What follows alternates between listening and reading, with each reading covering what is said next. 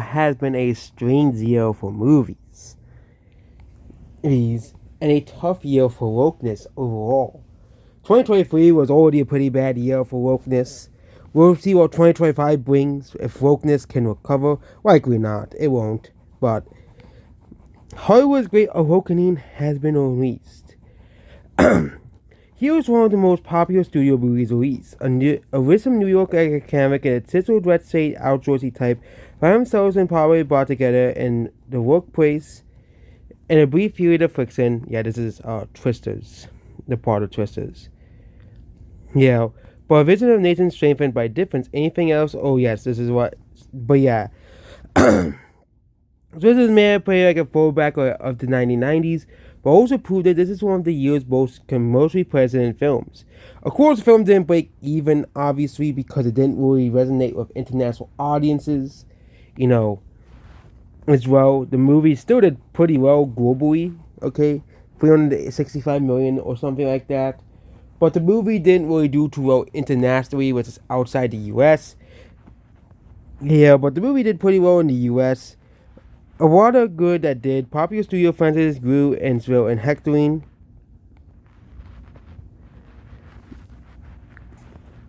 And publicity sources even promote them even more. Given the popular so easily marketable Emmy with the rally, so audiences here, Europe and elsewhere, they didn't really care all too much about Twisters as well. What was so striking about Twisters was the progressive talking points he might embrace for a film about extreme weather, the pros of climate change, or the globally good old Republican county vote were nowhere near to be found. Yes, a movie about tornadoes, there was no climate agenda in the movie as well. There was, that's just what they said here. It was just, a good movie. That's all it was. Okay, solid blockbuster. This solid blockbuster since the wind was blowing. Of course, you have Moana 2, and Universal's Wicked, two family-friendly musicals going to came out on the multiplex, both centered on probably aimed at young women, but the heroines could hardly be more ideologically opposed.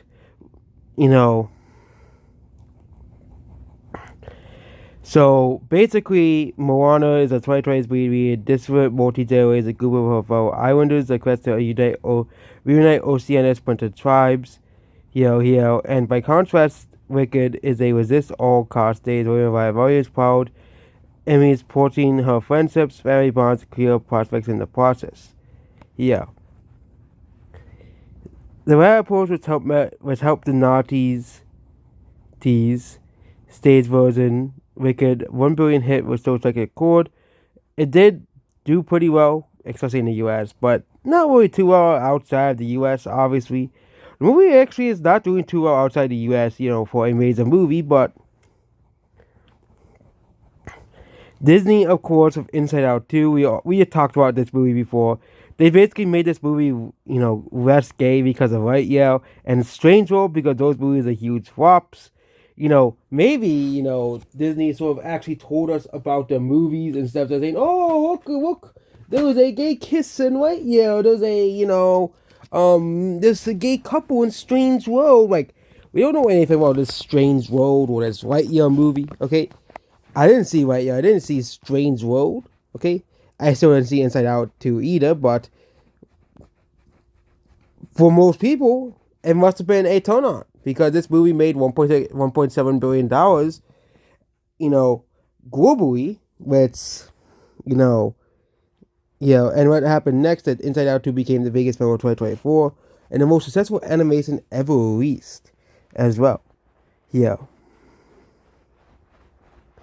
don't have to be you can go to find out, work out what's in the entire industry learn from that. And and of course next we have Deadpool Wolverine. Okay, Deadpool Wolverine is obviously a movie that released this year. I'm not the biggest fan of this movie, which is surprising because I like Deadpool and Wolverine, but this movie was meh.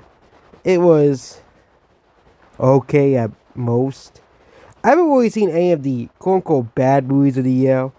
Okay, but Deadpool Wolverine, fast forward to both videos of the favorite scenes on social media as well. Not so long ago, this will be considered piracy, and 2024 is called engagement. As for the film itself, it was horrendous and enormous. Inside Out 2 only made more tickets this year. And then there was the movie Civil War. So this is a movie I haven't seen, but apparently this is what they're saying about this movie is that the movie is about a fictional president, and they decided to make it basically they didn't want to pick any sides with this movie. The movie was still pretty controversial because it was about the Civil War, obviously, a second U.S. Civil War. But they basically just, those sides of difference in both sides as well. And basically, it's just the people fighting against government overreach, which, you know, that's what the U.S. Constitution entails, that people, if a government is being too tyrannical in the U.S., that the government can be overthrown if the government is too tyrannical. Okay, and that's what this movie is. And also there was the Apprentice movie. But yeah, it seems that, Hollywood is probably at least finally realizing that wokeness is not a good thing. And also, every woke movie released this year was a flop. Madame Web was a flop. Joker 2 was a flop. Okay, all the woke movies didn't do Furiosa. Despite the critical grazing the movie got, it flopped, it bombed, it did poorly at the box office.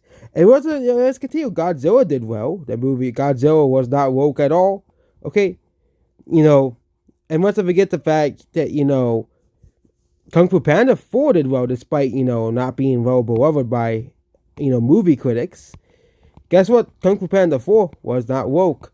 It was, more or less a normal movie, and guess what? People went to go see it as well. And, those movies did pretty well as well. And it seems that with Sonic 3, that movie will do well. So, 2025, of course, you still have a few woke piles of garbage releasing mostly by Disney. But I think Disney's scrambling. It's going to start scrambling after those movies flop to realize that wokeness is a failed thing. Goodbye.